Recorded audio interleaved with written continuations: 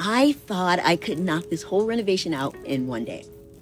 I am about to start work on my parents' lawn. These sections of the lawn get a lot of shade, and over time, moss has completely taken over the lawn. When moss shows up like this, it usually means grass has been struggling for a while. So the goal today is to remove the moss, open up the soil, and give the new grass a chance to establish. Before putting down any seed, I always like to pull a soil sample. My dad has never really fertilized the sides and back of this yard, so my guess is the soil nutrients are probably going to be pretty low. A soil test helps me understand what the lawn needs instead of just guessing. It's a simple step, but it makes a big difference when you're trying to bring a lawn back to life. About 30 minutes in, I realized that I was overly ambitious. Between the shade, the moss, and the soil conditions back here, this has turned into a bigger project than I expected. So what I've decided to do is today I'm going to focus on the right side and back half only, which is about 2,000 square feet. And then tomorrow I'll finish the rest. Sometimes lawn renovations look simple on paper, but nature has other plans.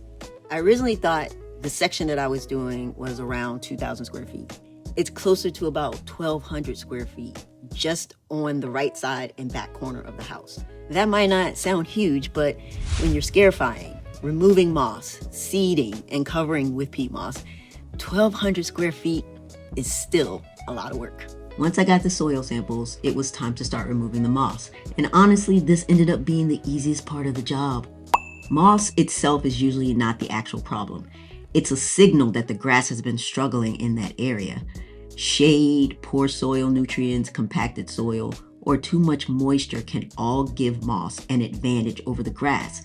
So the goal isn't just removing the moss, it's improving the conditions so that the grass can compete again.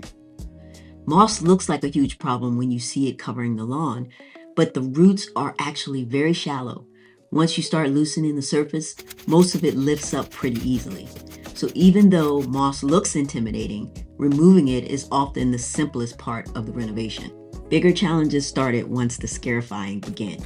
The ground wasn't overly wet, but it was damp enough that the soil kept kicking up and caking onto the wheels of the scarifier. About every 5 minutes, I had to stop and scrape the wheels clean so the blades could actually reach the soil. It definitely slowed things down, but opening up the soil is important because it creates a better environment for the new seed to establish. Remember, when you're doing these projects, always expect the unexpected because you're dealing with nature and there's no telling what types of things you're going to run into. Let me show you what I ran into. We have all of these trees over here, and what I'm running into are some massive roots in this area that I want to seed. Some of these I can get out, some I cannot. Thankfully, Dad had the perfect tool to handle those roots.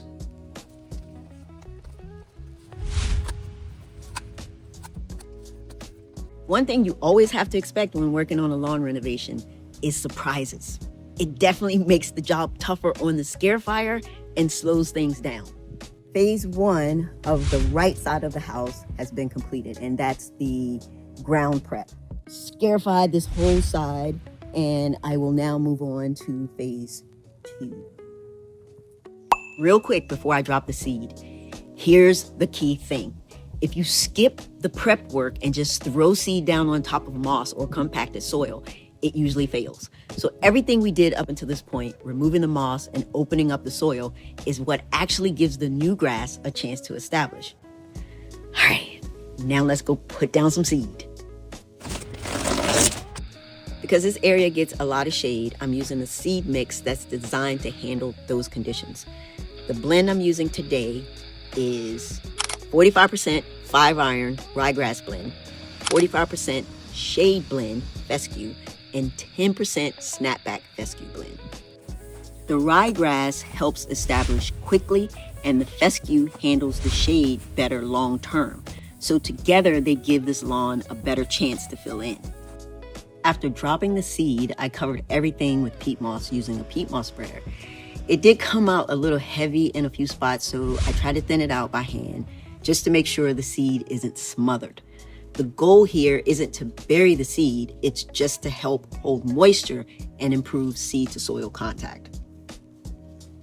Once the seed was covered, the next step was applying fertilizer and tenacity. I mixed tenacity with the Simple Lawn Solutions 16-4-8 fertilizer and sprayed that over the seeded area. The fertilizer helps feed the grass as it establishes, and the tenacity helps suppress weeds while the new seed is germinating. Eventually, the irrigation system will handle the watering back here, but it hasn't been turned on yet.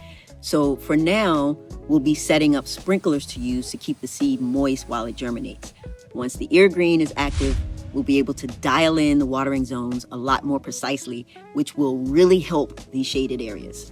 So you've seen the whole process today as I've tackled the right side and back of the yard.